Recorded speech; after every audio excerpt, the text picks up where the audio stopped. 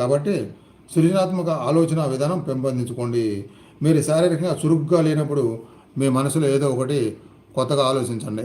మీరు దాన్ని ఎంతగా పనిలో పెట్టాలంటే మీరు విచారగ్రస్తులు అవడానికి సమయం చాలనంతగా. కాబట్టి అట్లా విచారాలు సంఘటన జరిగినప్పుడు విచారణ మునుగున్నప్పుడు ఊపిరినాడినంత పనులు పెట్టుకుంటే ఆ విచారం అలా మళ్ళీ మళ్ళీ కుంగదీయకుండా ఉంటుంది. సృజనాత్మక ఆలోచన విధానం అద్భుతమైనది. అది మరొక ప్రపంచంలో జీవించడం వంటిది. ప్రతి ఒక్కరూ ఈ శక్తిని వృద్ధి చేసుకోవాలి. నేను ఉపన్యసించడానికి ఇక్కడికి వచ్చే ముందు ఉపన్యాస విషయాన్ని గురించిన ఒక్క ముక్క కూడా నేను ఆలోచించను. నేను మాట్లాడిన విషయానికి సంబంధించిన చేతనలోకి వెళతాను.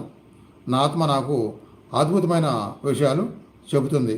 మీరు సృజనాత్మకంగా ఆలోచిస్తున్నప్పుడు మీరు శరీరాన్ని కానీ విచారకర మానసిక స్థితులను కానీ అనుభూతి పొందరు. మీరు పరమాత్మతో అనుసంధానంలో ఉంటారు. మన మానవ మేధ భగవంతుడి సృజనాత్మక మేధస్సుకు ప్రతిరూపంగా తయారైంది. భగవంతుడి సృజనాత్మక మేధస్సుకు ప్రతిరూపంగా తయారైందని చెప్తున్నాడు. కాబట్టి మన మేధస్సుకు అందుకే అంటారు 5% మాత్రమే ఉపయోగించుకుంటారు మనుషులు మెదడుని అని చెప్పి. అది సైంటిఫిక్గా కూడా ప్రూవ్ అయింది. 5% మాత్రమే ఉపయోగించుకుంటున్నారని. కాబట్టి 95% అంతా ఆ భగవంతుడి శక్తి స్టాక్ అయి ఉంది. మనం విపరీత చిత్తవృత్తుల కట్టగా అవుతున్నాం. సృజనాత్మకంగా ఆలోచించడం ద్వారా మనం విపరీతతను నాశనం చేస్తాం. సృజనాత్మకంగా ఆలోచించడం ద్వారా మనం మన జీవితం అన్ని సమస్యలకు ఇతరుల సమస్యలకు కూడా సమాధానాలు పొందుతాం. ఇందాక పైన వినిపించిన ఒక పాయింట్ ప్రకారం నేను ఒకసారి నా కజిన్ని, ఒకసారి నాకంటే సీనియర్స్ని, ఇంకోసారి సాంస్క్రిట్ పండితులు అంటే వేరే వేరే పండితులు వాళ్ళని అడిగాను. ఒకసారి మీతో మాట్లాడి అందరికీ కొన్ని విషయాలు తెలియజేస్తాను, అంటే ఇంటర్వ్యూ లాగా. అంటే వాళ్ళు ఏమన్నారంటే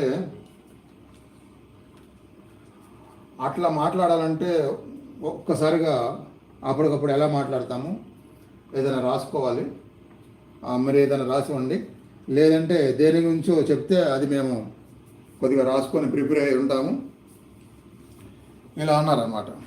అంటే నేను అన్నాను, అదేంటి కొన్ని సంవత్సరాల నుంచి నేను ఏనాడు రాసుకోలేదు, అలా కళ్ళు మూసుకొని ఒక నిమిషం లోపలికి వెళ్ళిపోతే మనసు ధ్యానంలో వెంటనే ధారాపాతంగా అటంతరాగా వస్తూనే ఉంటే మాటలు లోపల నుంచి చెప్పేస్తూ ఉంటాను.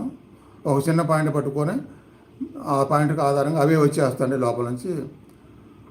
అట్లా వస్తే కదా రాసుకోవాల్సిన పని ఉంది. అంటే మీకు అలవాటైంది, అందరికి అలా రాదులే అని అన్నారనమాట. అది అలవాటు అని కాదు,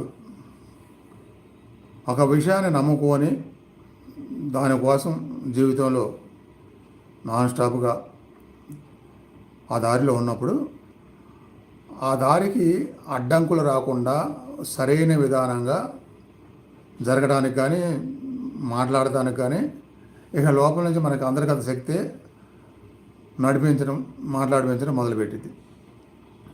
అలా కానప్పుడు జీవితాంతం రాసుకోవడమే ఉంటుంది, ఎక్కడికి వెళ్ళి మాట్లాడాలన్నా రాసుకోవడమే ఉంటుంది. ఇలా అయినప్పుడు ఎక్కడికి వెళ్ళినా అనుబంధమైన విషయాలు దేని కూడా మనం రాసుకునే పని లేకుండా అలా భగవంతుని మన దృష్టిలో తెచ్చుకొని కళ్ళు మూసుకొని తలుచుకొని మొదలు పెడితే ఇక భగవంతుడే మన చేత చెప్పించాల్సినవి చెప్పిస్తాడు. ఇది నా అనుభవం అన్నమాట. ఎందుకంటే నేను ఎవరితో అయితే కొందరు అడిగానో ఒకప్పుడు కొన్ని సంవత్సరాల క్రితం వాళ్ళ దృష్టిలో వాళ్ళు చాలా పండితులు, వాళ్ళ దృష్టిలో నేను అంతగా ఉపన్యాసాలు ఏం మాట్లాడటం రాదు అనేది వాళ్ళ దృష్టిలో నిజం కూడా అయి ఉండొచ్చు. కానీ ఎప్పుడైతే ఈ ధ్యానంలో పూర్తిగా భగవంతుడితో అనుసంధానం అవ్వటం జరుగుతూ వచ్చిందో అప్పుడు తారుమారైపోయింది. ఎవరెవరైతే అట్లా అనుకున్నారో వాళ్ళకి నాకు విధానం తారుమారైపోయింది. ఇంత ప్రభావం ఉంటుంది మనలో ఉన్న అంతర్గత శక్తుల్ని తెలుసుకొని వాటితో అనుసంధానం పెంచుకోవడం వల్ల.